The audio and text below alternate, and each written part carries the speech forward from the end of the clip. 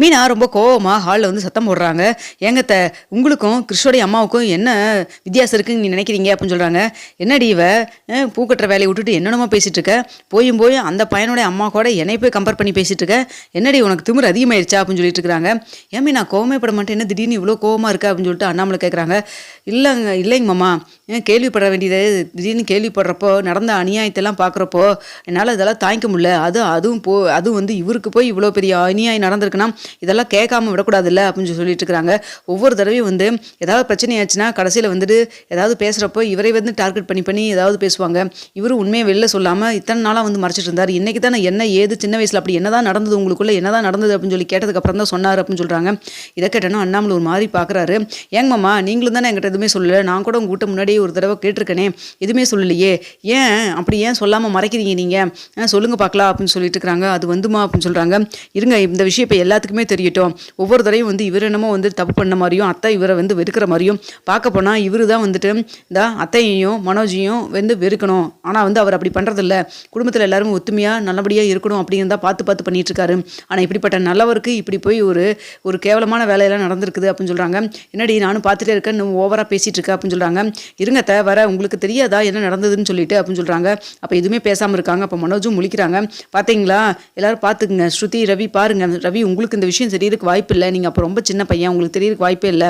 ஆனால் வந்துட்டு மற்ற எல்லாத்துக்கும் இந்த வீட்டில் எல்லாத்துக்குமே எல்லா விஷயம் தெரியும். ஆனாலுமே வந்துட்டு இவர் தான் என்ன தப்பு அப்படிங்கிற மாதிரி வந்துட்டு எல்லாருமே பாயிண்ட் அவுட் பண்ணிட்டு இருக்கிறாங்க அப்படின்னு சொல்லிட்டு இருக்கிறாங்க. என்னதான் நடந்தது அப்படின்னு சொல்லிட்டு ரவி கேட்குறாங்க. இங்கே பாருங்க, சின்ன வயசில் அத்தைக்கு வந்து ஜாதகத்தில் இவர் கூட இருக்கக்கூடாதுன்னு இருந்திருக்கு. அதனால் போய் பாட்டிமா வீட்டில் வந்து கொண்டு போய் ஊரில் விட்டுருக்காங்க. அங்கே தான் இருந்திருக்காரு. ஆனால் வந்து டெய்லியும் வந்து அம்மா பார்க்கணும் அம்மா மேலே ரொம்ப பாசம் அப்போவே இவருக்கு, பார்க்கணும்னு அழுதுட்டு இருந்திருக்காரு. அப்போ வரைக்கும் நார்மலாக தான் போச்சு. அதுக்கப்புறம் லீவுக்கு வந்துட்டு இவரை கூட்டிக்கிட்டு, நீங்களும் சின்ன பையன் கை குழந்தையா இருக்கிறப்போ வந்துட்டு ஊருக்கு போயிருக்காங்க, லீவுக்காக போயிட்டு வருவோன்னு சொல்லிட்டு அங்கே போயிருக்காங்க. அங்கே போய் எல்லாருமே சமத்தா எல்லாம் விளையாண்டு தான் இருந்தாங்க.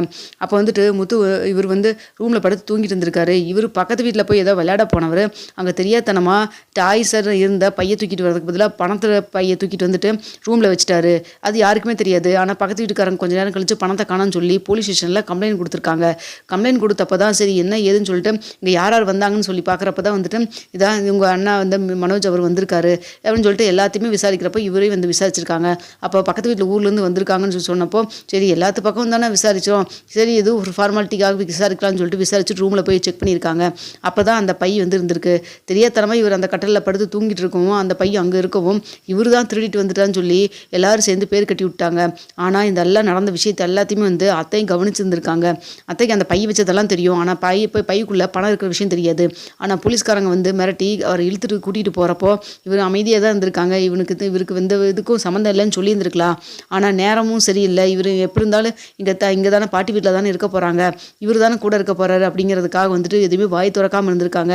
ஆனால் பழி பூரா இவருக்கு. அது மட்டும் இல்லாமல் ஜெயிலில் வச்சது வெளியில் விட்டுருந்தா கூட பரவாயில்ல, சிறுவர் சீர்திருத்த பள்ளியில் தூக்கி போட்டுருந்துருக்காங்க. இந்த விஷயம் தெரிஞ்சதுக்கப்புறம் மாமா போயிட்டு நான் இதெல்லாம் வந்து நான் சொல்லி புரிய வச்சு வந்து கேஸ் போட்டு நான் வந்து மாற்றி விட்டுறேன், மனோஜ் உள்ளே போட்டு நீ வெளில வான்னு சொல்லியிருக்காரு. பரவாயில்லப்பா நம்ம அண்ணன் தானு சொல்லிட்டு இவர் குடும்பத்துக்காக பண்ணார். அப்படி ஜெயிலுக்கு போயிட்டு வெளில வந்தோடனே வந்துட்டு அத்தை ஒன்றும் பார்த்து இப்படி ஆயிடுச்சேன்னு சொல்லிட்டு வருத்தப்படவே இல்லை. அப்படியே ஒதுக்கி வச்சதாகவே ஆயிடுச்சு. கடைசியில் வந்துட்டு அம்மா பாசம் கிடைக்காம இவர் ட்ரிங்க்ஸ் பண்ணவும் அதுக்கப்புறம் படிப்பும் இல்லாமல் கிடைச்ச வேலையும் பண்ணிக்கிட்டு இவ்வளோ தூரம் கஷ்டப்பட்டு இருக்காரு. ஆனால் கொஞ்சம் கூட நன்றி உணர்ச்சியே இல்லாமல் இவர் வந்துட்டு வாய்க்கு வாய் நான் எத்தனை டிகிரி படிச்சுட்டா அத்தனை டிகிரி படிச்சுட்டா அதை பண்ண இதை பண்ணுங்கிறாரே, நினச்சி பாருங்க அப்படின்னு சொல்கிறாங்க. இப்போது நீங்கள் பண்ணுறதுக்கும் அந்த கிறிஷோடைய அம்மா பண்ணுறதுக்கும் என்னங்க வித்தியாசம் நீங்கள் நினைக்கிறீங்க? அவங்க ஏதோ வந்துட்டு வேலைக்கு போகிறேன்னு சொல்லிட்டு போயிட்டுருக்காங்க. ஆனால் துபாய்க்கு தான் வேலைக்கு போகிறாங்களா இல்லை வேறு ஏதாவது ஃப்ராடுத்தனம் பண்ணிட்டு இருக்காங்களான்னு யாருக்கு தெரியும்? கையும் காலமும் ஒரு நாளைக்கு சிக்கத்தானே போகிறாங்க. யாரோடைய பாவம் சுற்றுதோ இல்லையோ அந்த கிறிஷோடைய பாவம் சும்மாவே விடாது. கிறிஷ் அம்மாவோடைய பாசத்துக்காக தான் ஏங்கிட்டு இருக்கான் அப்படின்னு சொல்லிட்டு இருக்கிறாங்க. இதெல்லாத்தையும் கரெக்டாக ரோகிணியும் கேட்குறாங்க. ரோகிணி சடால்னு கோவம் வந்துடுது. ஏங்க மீனா, நீங்கள் ஒருத்தரை பற்றி என்னன்னே தெரியாமல் நீங்கள் நேரம் வரைக்கும் அத்தையை பற்றி பேசிட்டு இருந்தீங்க. ஏன்னா அது நடந்ததை சொல்லியிருந்திருக்காரு முத்து, அதனால் கேட்குறீங்க ஓகே. ஆனால் வந்து கிறிஷோடைய அம்மா பற்றி உங்களுக்கு எதுவுமே தெரியாமல் எதுக்கு தேவையில்லாமல் வாய் விடுறீங்க அப்படின்னு சொல்கிறாங்க. என்னங்க உங்களுக்கு ஏங்க அவ்வளோ தூரம் கோவம் வருது, ஏன் உங்களுக்கு இவ்வளோ கோவம் வருது அப்படின்னு சொல்கிறாங்க.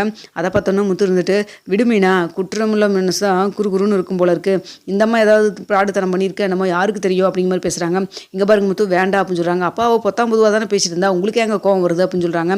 இதை பார்த்துட்டு விஜயா ஏண்டி நீ என்னடி திருட்டுத்தனம் பண்ணி வச்சிருக்கிற அப்படின்னு சொல்கிறாங்க. அதெல்லாம் ஒன்றும் இல்லைங்க அப்படின்னு சொல்லிட்டு அப்படியே ஆஃப் ஆயிடுறாங்க.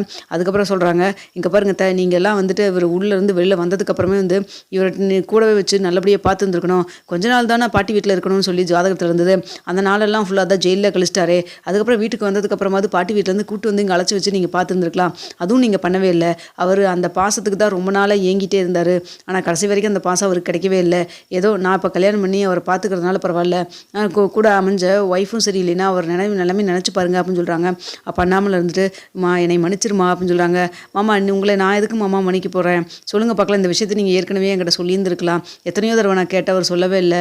இப்போவாது தெரிஞ்சதுன்னு தான் எனக்கு சந்தோஷமாக இருக்குது. ஏன்னா இவர் வாழ்க்கையில் என்ன தான் வழி இருக்குதுன்னு சொல்லி எனக்கும் தெரிஞ்சுக்கணும்ல.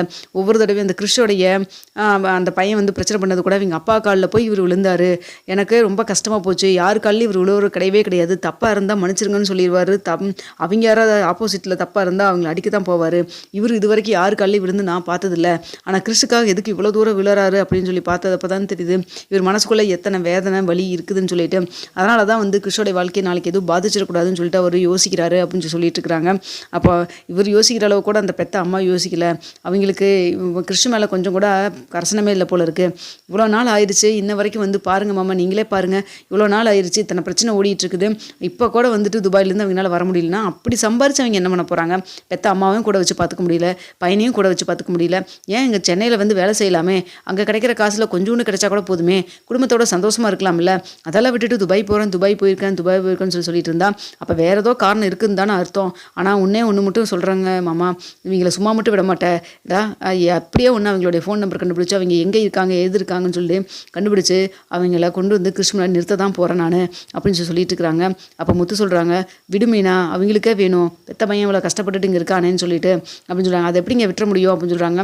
ஆனால் ஒரு நாள் அது கையும் கழுவும் மாட்டும் பார்த்துக்கோ, இது வரைக்கும் கண்ணில் மண்ணை தூக்கிட்டே தெரியுது அப்படின்னு சொல்லிட்டு இருக்கிறாங்க. இதெல்லாம் கேட்டேன்னு வந்துட்டு ரோகிணிக்கு அப்படியே பக்குன்னு இருக்குது. இவங்க 2 பேரும் சும்மா விட்டுற மாட்டாங்க போல இருக்குது. ஏன் போராத காலம் கிறிஷ் இவங்க கண்ணில் படணும்னு இந்த கிறிஷுக்கு வச்சுக்கிட்டு இவங்க படத்தில் பாட்டில் நான் கஷ்டப்படணும்னு இருக்கும் போல இருக்குது அப்படின்னு சொல்லிட்டு எதுவுமே பேசாமல் உள்ளே போயிடுறாங்க. அதுக்கடுத்து வந்துட்டு இங்கே விஜயாவும் எதுவுமே பேசாமல் மீனா கேட்ட கேள்விக்கு பதில் சொல்ல முடியல. அப்போ சொல்கிறாங்க, அண்ணாமலை பார்த்துக்கோ, நீ பண்ண காரியம் இது எங்கே வந்து நின்றுருக்குதுன்னு பார்த்துக்கோ. ஏண்டா மனோஜ், நீ தன்னால வந்து ஏதாவது ஒரு விஷயத்துக்காவது அவங்ககிட்ட மன்னிப்பு கேட்டிருக்கியாடா? அண்ணன் நான் படிச்சிருக்கேன் அப்படி இப்படின்னு சொல்லி தலகணத்தோடனே சுற்றிட்டு இருந்தேன்.